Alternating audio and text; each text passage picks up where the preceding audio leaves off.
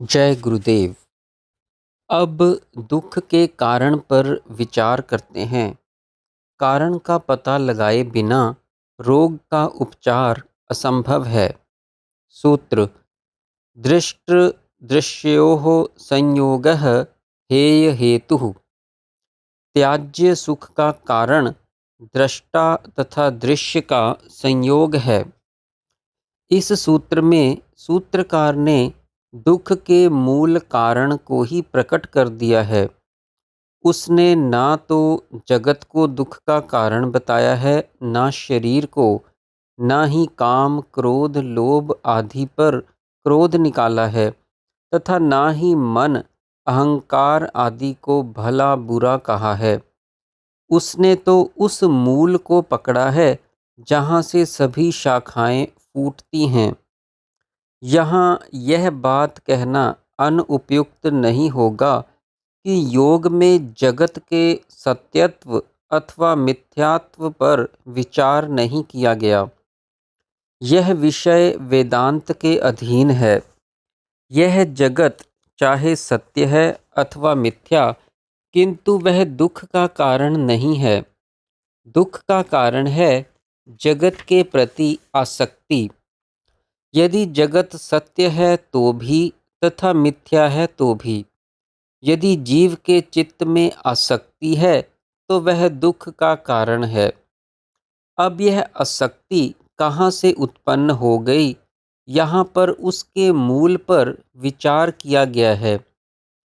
कलेशों के प्रकरण में यह बतला आए हैं कि उन सब का मूल कारण अविद्या है। अविद्या से ही अहंकार उत्पन्न होता है, जो राग द्वेष का कारण है। राग द्वेष ही शरीर की आसक्ति, काम क्रोध लोभ आदि विकार, जगत के प्रति आकर्षण, संस्कार संचय, प्रारब्ध निर्माण तथा त्रितापों का कारण है। इस सूत्र में अविद्या को कारण बताया गया है। चेतन आत्मा दृष्टा है, जो चित्त को देखता है।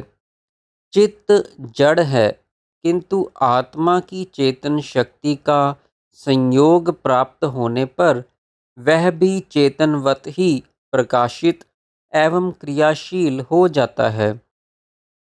वही शक्ति चित्त को क्रियाशील बनाकर इंद्रियों के संयोग में आती तथा उन्हें भी चेतना प्रदान करती है।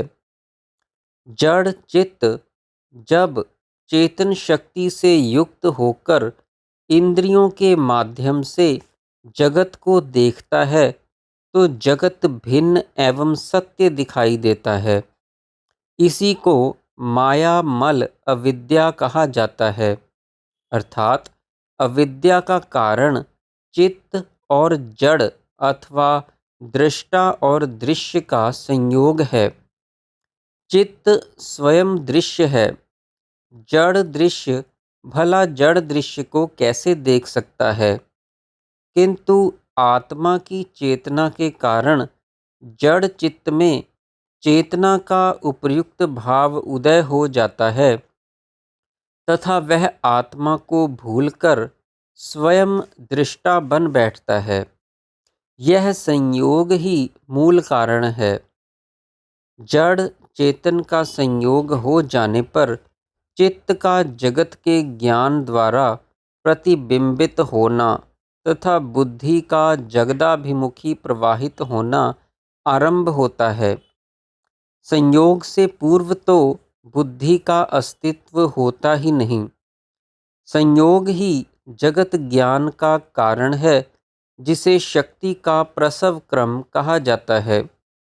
यदि यह संयोग नहीं हुआ होता या अभी भी किसी प्रकार इस संयोग का वियोग कर दिया जाए तो जगत का चित्त पर प्रतिबिंबित होना भी बंद हो जाए। उसके साथ मन बुद्धि अहंकार संस्कार आशय का अस्तित्व भी समाप्त हो जाए। चित्त वृत्ति निरोध भी सिद्ध हो जाए तथा जीव के सभी दुखों का अंत भी हो जाए। रोग के कारण के पकड़ में आते ही उसके उपचार का मार्ग प्रशस्त हो जाता है। यदि जीव को दुखों से छुटकारा प्राप्त करना है तो जड़ चेतन की ग्रंथि, जो कि वास्तव में है ही नहीं, खुलनी ही चाहिए। कैसी विडंबना है कि जड़ तथा चेतन, जो विभिन्न तथा विजातीय तत्व हैं, कभी एक हो ही नहीं सकते, एक हुए से भासित होते हैं। इस ग्रंथि के खुलने का अर्थ है कि इस ग्रंथि के होने की भ्रांति का अभाव। काल्पनिक भ्रांति होते हुए भी यह ग्रंथि इतनी दृढ़ है कि खुलने में ही नहीं आती। इसी का वियोग योग है, अर्थात यदि किसी प्रकार जड़ चेतन के कथित संयोग का वियोग हो जाए तो जीव अपना जीवत्व त्याग कर आत्मा में विलीन हो जाए। इसी का साधन योग दर्शन में सुनाया गया है। जय गुरुदेव।